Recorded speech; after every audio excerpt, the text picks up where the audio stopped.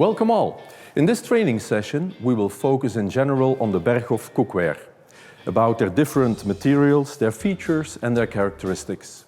And at the end of the session you will be all able to match the appropriate cookware to the needs of the final customer and user.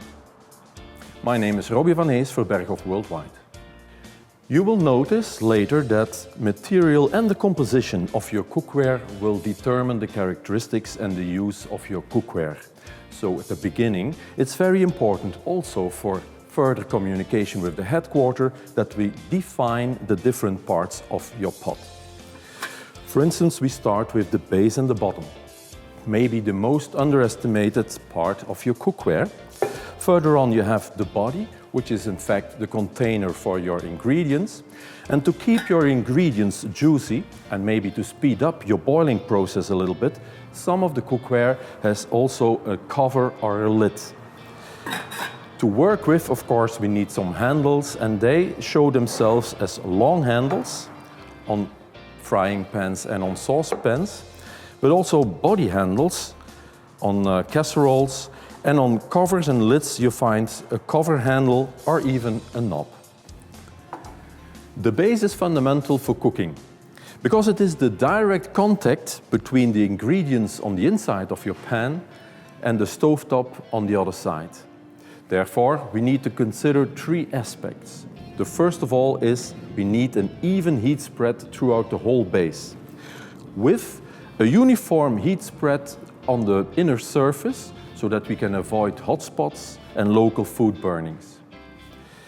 The third aspect, however, is that cooking on induction is becoming increasingly important these days. So we also need to make the base compatible for induction. By the way, all the BergHOFF cookware and their bases fits for use for all kinds of stovetops, like induction, vitroceramic, halogen and other electric appliances, as well as on gas. If we take a closer look on the basis of this BergHOFF cookware, you can see that the appearance of the base can be completely different depending on the material of the body. For this stainless steel pot, for example, you see an additional, rather thick extra base composed out of different layers. I'll explain. Initially, the stainless steel body is a very low heat conductor. To speed up the heat transfer, we add a lot of aluminum inside this base. Aluminum has a heat transfer which is 20 times bigger than the normal stainless steel.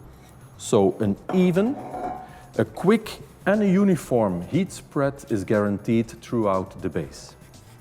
This extra layer of ferromagnetic stainless steel is needed, one, to capsule the aluminum inside the base, and secondly, to assure the compatibility with induction. Because stainless steel containing a lot of nickel is not ferromagnetic, will not react on a magnet, like you see here. The base, however, is ferromagnetic, will react on a magnet, and this strong reaction assures a good compatibility with induction. So different from the stainless steel cookware, aluminum cookware has a good heat conducting system. The aluminum is a good heat conductor and heat transfer goes very fast. So no extra boost, no extra thick bottom is needed. On the other hand, the ferromagnetic disc still is needed for the compatibility on induction because aluminum, just as stainless steel, is a non-ferromagnetic metal and will not react on a magnet. The ferromagnetic disc can appear in different ways on a substrate, on the aluminum substrate. You can see it as a kind of dot base, like you see here on this pan. It can be a flower disc, like you see here on this example, or finally a complete full disc, like on this pot. Some pots do not need to have an extra base like we described before. This cast iron pot, for instance, because the cast iron itself has an even, uniform heat spread throughout the whole surface. That's a splendid characteristic of cast iron. On the other hand, you can see that cast iron on itself is very high ferromagnetic, so no extra base is needed for the compatibility as well as for the good even heat transfer. Another example is the multiply cookware. It looks similar to the earlier described stainless steel pots, but the construction of the body is made out of different layers just as the base of the stainless steel. So in fact, the whole body functions as a composed base. That makes that the inner layer is made of high-end stainless steel chromium nickel, is good for the food contact. In between, you find the aluminum alloys, which guarantee an even and an uniform heat spread. And on the outside, you have the ferromagnetic stainless steel again, which makes it compatible for induction. Logically, this pot is the best performing on induction, while the cast iron, on the other hand, is more used for slow cooking. So far the base. So let's concentrate now on the body. Concerning bodies, we see and recognize here 4 different materials: the stainless steel, the aluminum bodies, cast iron, and the 5-ply. All our stainless steel cookware is built up and made by high-end stainless steel with a lot of chromium and nickel inside, which is very good for the internal contact with your food and ingredients. But it makes your steel and your cookware also very strong and durable. Besides, it's also hygienic, it's easy in use, and you can clean it very easily. Due to the high percentage of chromium inside your alloy, you bring on the surface a kind of self-pacivating effect. The surface restores itself, as you can say, but that we will explain later in a separate video. All this makes stainless steel one of the most used and common materials for cookware. Aluminum cookware, however, has also a lot of advantages for cooking. Some in contrast with stainless steel, other very similar. For instance, we discussed already the good heat conductivity of aluminum material. Besides that, it doesn't rust, similar to stainless steel. It is also a relative light and a relative cheap material, which makes it the opportunity to cast the material and gives us the opportunity to make some parts of the wall thicker than normal. Aluminum also has a melting point which is rather low. It's about 600 degrees Celsius. In comparison with stainless steel, which has melting points between 1200 and 1400 degrees Celsius, this is so low that the energy cost for production can be reduced. And it gives you also a lot of freedom in production, because the casting process makes it possible to integrate, like here, the handles at the same time in the same production process and in the same design. Aluminum, however, is not allowed to use naked in food contact issues. That means you will find on every aluminum cookware a certain and additional coating. BergHOFF cookware has 2 kinds of coatings. The one is the PTFE coating and the other one is the ceramic coating, but both issues will be treated and trained in a separate training session. So let's talk multiply cookware now. As earlier explained, multiply cookware combines all the advantages of stainless steel with the aluminum cookware. It is rather fast, it has a good even heat spread, and it's best performing on induction. It's a real sprinter. This in contradiction with the cast iron cookware. The cast iron body is very heavy and is very durable. It is at the same time well performing for simmering food, so it's meant really for slow cooking. So if you use, maintain and clean this material very properly, it can be the perfect addition to your standard cookware.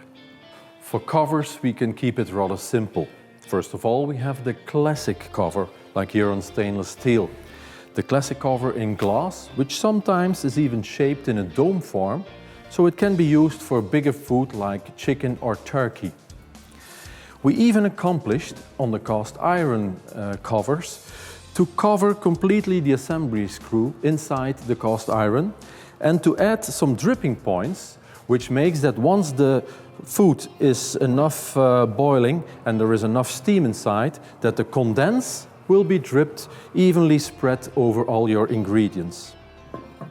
And finally, we have added some materials together in one cover, like here, glass and silicone ring. In this silicone ring we could add some extra features, like pouring holes. These pouring holes, in combination with the spout, can be positioned in this way so you can pour out all liquid in your pot without opening the cover. Handles distinguish themselves by the used material and the way of assembling. For instance, these plastic handles can easily be attached by screwing to the body. And you see even here a flame guard, which is used between the body and the plastic handle to protect the handle from the flames of your gas fire.